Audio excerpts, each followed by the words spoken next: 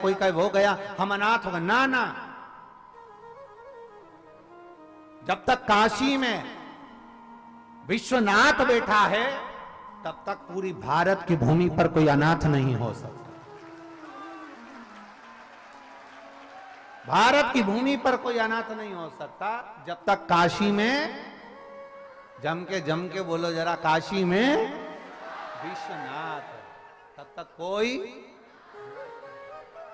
वो बैठा है।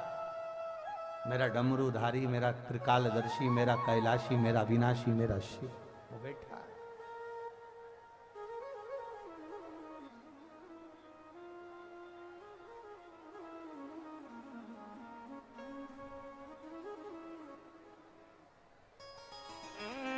कल हमने आपको कहा था तुम्हारी धूप में तप रहे थे, तब हमने एक बात कही थी कि तुम्हारी परीक्षा लेगा।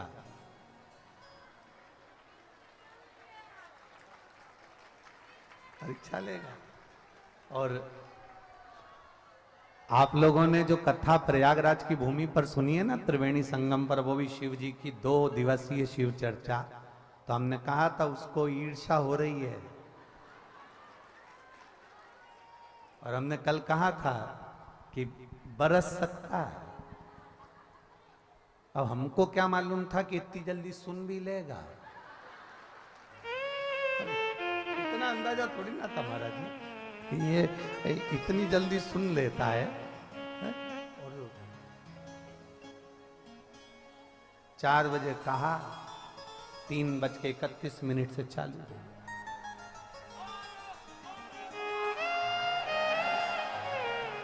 बोल बम का नारा है। पर एक बात कहें आप लोगों से, ए प्रयागराज वाले, तुम भी गजब के हो रहे पक्का।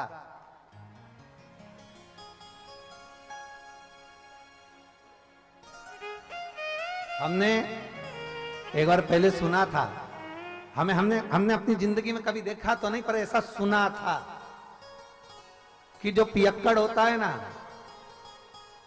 वो टलता नहीं है। आज समझ में आ गया कि शिव कथा के पियक्कड़ भी नहीं टलते।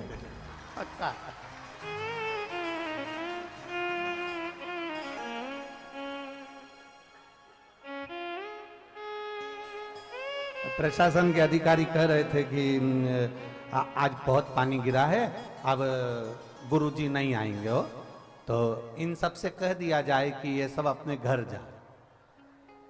तो इतने में कोई ने कहा आप कह दो कि जाओ। पर कई लोगों ने कहा भी, आप लोगों से बोला था जाओ थोड़ा इधर चले जाओ, उधर चले जाओ, नहीं कहा ना। कितने अच्छा भाव है देखो। अब और कहे सो जाओ तो कोई तुम जाने वाले हो है? तुम ना जाओ।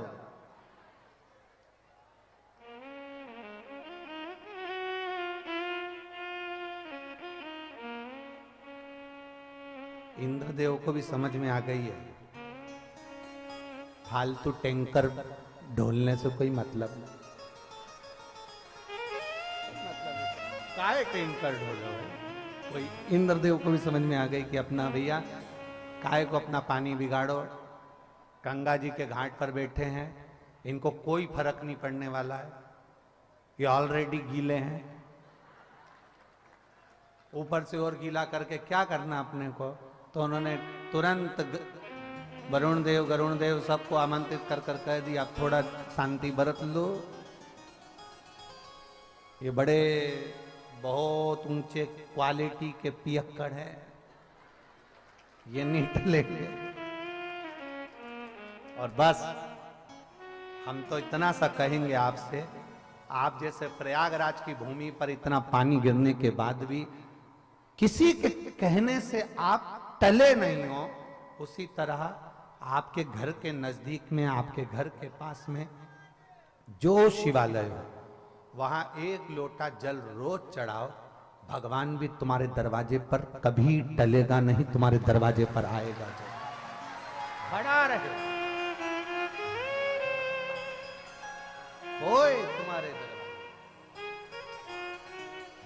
आज आप लोगों की तप साधना देखकर हमको बहुत बहुत अच्छा लगा, क्योंकि इस प्रयागराज की भूमि पर केवल आप गीले होकर तप साधना नहीं करे हो, आप धूप में बैठकर तप साधना नहीं करे हो, आप ठंड में बैठकर तप साधना नहीं करे हो। इस प्रयागराज की भूमि पर जो हमने दर्शन किया, जो हमारे पुराणों ने बताया, जो हमारे शास्त्रों ने बताया,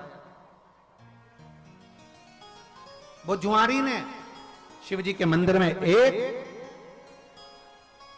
गजरा और बीड़ा पटका था, तो भगवान नारायण ने आकर उस जुआरी के सामने कह दिया था कि तूने ऐसा दान करा कि मेरा मन करता है कि मैं तेरे दरवाजे पर भिक्षा मांगने आऊंगा। पृथ्वी पर तू राजा बलि बनेगा और मैं तेरे दरवाजे पर वामन भगवान बनकर भिक्षा मांगूंगा। मैं स्वयं तेरे दरवाजे पर आकर भिक्षा मांगूंगा, तू साधारण नहीं है। राजा बलि बना दिया, दरवाजे पर भिक्षा मांगने वामन भगवान पहुंच गए। जब भिक्षा मांगने के लिए पहुंचे तो पृथ्वी को नापते समय 3 चरण भगवान ने उठाना प्रयास किया, और पृथ्वी नापी एक में, दूजे में आकाश। जब नापने के लिए जैसे ही चरण उठाने लगे तो उनका चरण जब पताल में गया, पताल में जाते से उनके पांव के नख से भूमि खरोची, और खरोचने से एक नदी प्रकट हो गई जो कालिंदगिरी पर्वत पर जाकर प्रगटी, जिसका नाम यमुना हुआ। कौन सी नदी थी? यमुना। वो यमुना कालिंदगिरी पर्वत पर प्रकट हो गई, पर यमुना ने सबसे पहले, कालिंदगिरी पर्वत पर प्रकट होने से पहले यमुना सबसे पहले गौलोक धाम में गई, और गौलोक धाम में जाकर कालिंदगिरी बाबा को नमन कर कर कहती है मुझे एक बार गौलोक धाम जाना है। तो गौलोक धाम में जाकर तुम करोगी क्या यमुना? यमुना जी कहती है मुझे केवल जिस परमात्मा ने मुझे पृथ्वी पर प्रकट करा, जिस परमात्मा के चरण के नख से मैं प्रकट हुई हूं, उस परमात्मा का मुझे दर्शन करना।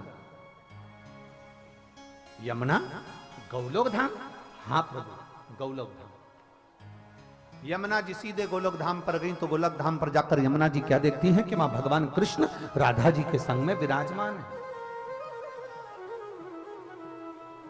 भगवान कृष्ण राधा जी के साथ विराजमान,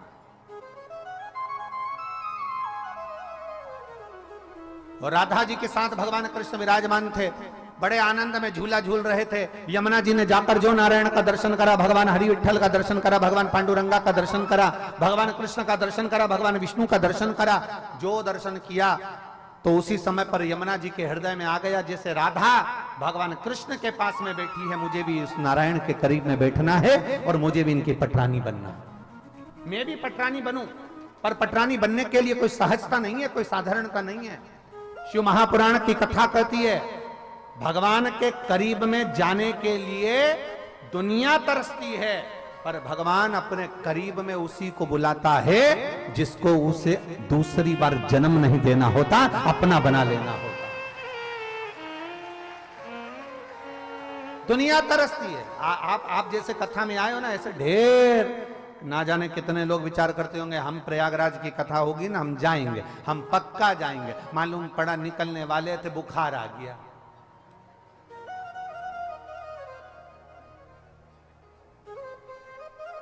आप लोग भी आए होगे ना, आपसे भी 2-4 लोगों ने तो कहा ही होगा मोहल्ले के, मालूम है सीवर वाला मारा जा रहा है सतुआ बाबा जी के यहां। अच्छा, अपन एक काम करेंगे, सब चलेंगे। बोलो बोलो, सही है कि गलत है? सब चलेंगे। ग्रुप बना था 15 लोगों का, आए 5, 10 कहां गए? घर रह गए। घर नहीं रह गए, पूरे बगीचे में इतने सारे फूल लगे होते हैं, आपको क्या पूरे फूल पसंद आते हैं? 2-4 फूल अच्छे पसंद आते हैं, जिसको तुम तोड़ना चाहते हो। उसी तरह मेरे भोले बाबा को जो पसंद आता है उसी को शिव महापुराण की कथा तक बुलाता, वो बुलाता ही नहीं है।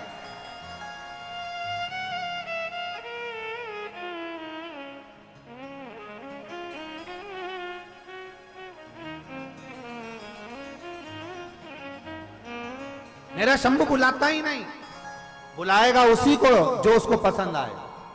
आप अगर यहां बैठे हो कथा के पंडाल में बैठे हो, कथा के मंडप में बैठे हो, आप अगर प्रयागराज की पवित्र धरा पर बैठकर शिव महापुराण की कथा सुन रहे हो, और जितने लोग आस्था चैनल पर टीवी के माध्यम से, मोबाइल के माध्यम से, यूट्यूब फेसबुक के माध्यम से, जितने इस विश्व में सभी सनातनी जिस पवित्र शिव महापुराण की कथा को माघ मेले से श्रवण कर रहे हैं 2 दिवसीय कथा को, आप समझ कर बैठना कि आप भगवान शंकर के पूर्व से रिश्तेदार थे और अब पक्के रिश्तेदार बन चुके हैं,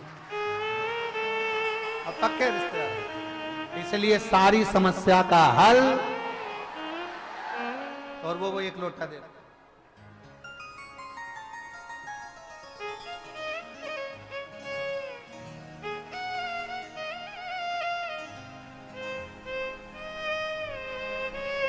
गुरुजी, मेरा बेटा साहिल सिंह जो कि 16 साल का है,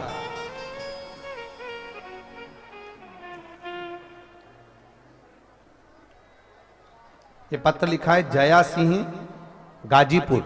कहीं बैठी हैं जया सिंह गाजीपुर से? आप ही हैं? एक सा हाथ हिला दो एक बार। श्री शिवाय नमस्तुभ्यम। बेटा आया है, लिया उसको, लिया लिया।